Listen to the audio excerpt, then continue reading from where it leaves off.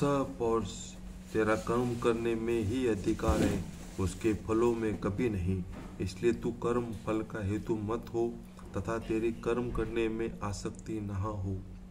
हे धनंजय, तू आसक्ति को त्याग कर तथा सिद्धि असिद्धि के समान बुद्धि वाला होकर योग में स्थित करते हुए कर्म को कर, और समत्व ही योग कहलाता है।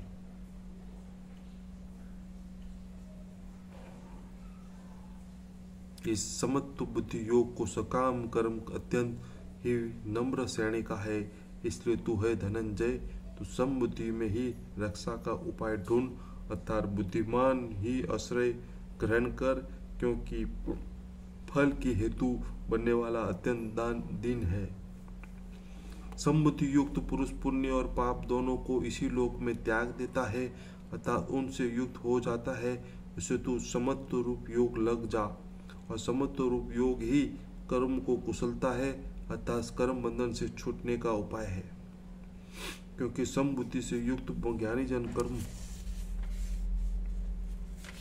कर्मों से उत्पन्न होने वाले फल को त्याग कर जन्म रूप बंधन से मुक्त हो निर्विकार परम पद को प्राप्त हो जाते हैं।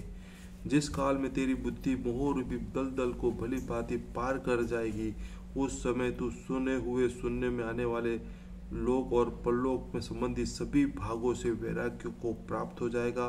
भांति भांति के वचनों को सुनने से विचलित हुई तेरी बुद्धि जब परमात्मा अचल और स्थिर ठहर जाएगी, तब तू योग को प्राप्त हो जाएगा, अर्थात तेरा परमात्मा में नित्य सहयोग हो जाएगा। अर्जुन बोले, हे केशव, समाधि में स्थित परमात्मा प्राप्त हुए स्थिर बुद्धि पुरुष का क्या लक्षण है, और स्थिर बुद्धि पुरुष कैसे बोलता है, कैसे बैठता है और कैसे चलता है। श्री भगवान बोले, हे अर्जुन, जिस काल में पुरुष मन में स्थित संपूर्ण कामनाओं को भली भांति त्याग देता है और आत्मा में संतुष्ट रहता है, उस काल में वह स्थितप्रज्ञ कहा जाता है।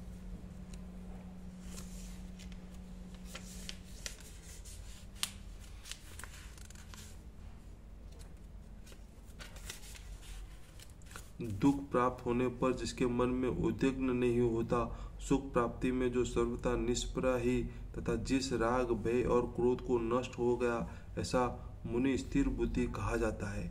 जो पुरुष सर्वत्र स्नेहित उस शुभ अशुभ वस्तु को प्राप्त होकर न प्रसन्न होता है और न द्वेष करता है, उस बुद्धि की स्थिर है। और कुछुआ सब ओर से संपूर्ण अंगों को जैसे समेट लेता है, वैसे ही जब यह पुरुष इंद्रियों के विषयों से इंद्रियों को सब प्रकार से हटा लेता है, तब उसकी बुद्धि स्थिर है, ऐसा समझना चाहिए।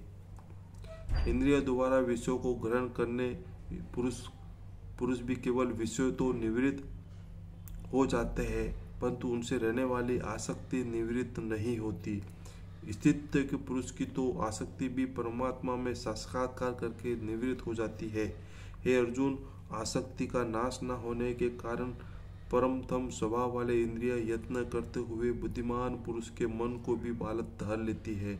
इसलिए साधक को चाहिए कि वह उन संपूर्ण इंद्रियों को वश में करके समाहित हुआ मेरे प्रयाण होकर ध्यान में बैठे, क्योंकि जिस पुरुष की इंद्रिया वश में होती है, उसी की बुद्धि स्थिर हो जाती है। विषयों का चिंतन करने वाले पुरुष की उन विषयों में आसक्ति हो जाती है। आसक्ति उन विषयों को कामना उत्पन्न होती है, और कामना में विघ्न पड़ने में क्रोध उत्पन्न होता है, और क्रोध से अत्यंत मूढ़ भाव उत्पन्न हो जाता है, और मूढ़ भाव से स्मृति में भ्रम हो जाता है। स्मृति में भ्रम हो जाने पर बुद्धि अर्थात ज्ञान शक्ति को नाश हो जाता है, और बुद्धि का नाश हो जाने से वो पुरुष अपनी स्थिति में गिर जाता है। परंतु अपने अधीन किए हुए अंतकरण वाले साधक को अपने वश में हुए राग द्वेष रहित इंद्रिय द्वारा विषयों में विचरण करता हुआ अंतकरण की प्रसन्नता को प्राप्त होता है। अंतकरण की प्रसन्नता होने पर संपूर्ण दुखों का अभाव हो जाता है, और उस प्रसन्न चित्त वाले कर्म योगी की बुद्धि शीघ्र ही सब ओर से हटकर एक परमात्मा में भली भांति स्थिर हो जाता है।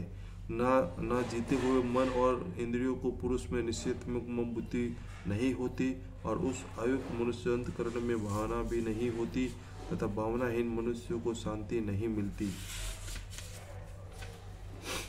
और शांति रहित मनुष्य को सुख कैसे मिल सकता है, क्योंकि जैसे जल में चलने वाली नाव को वायु हर लेती है, वैसे ही विषयों में विचरती हुई इंद्रियों में से मन जिस इंद्रियों के साथ रहता है वह एक ही इंद्रिय अयुक्त पुरुष की बुद्धि को हर लेती है। इसलिए महाभाव जिस पुरुष की इंद्रियों के विषय में सब प्रकार से निग्रह की हुई है, उसी की बुद्धि स्थिर है।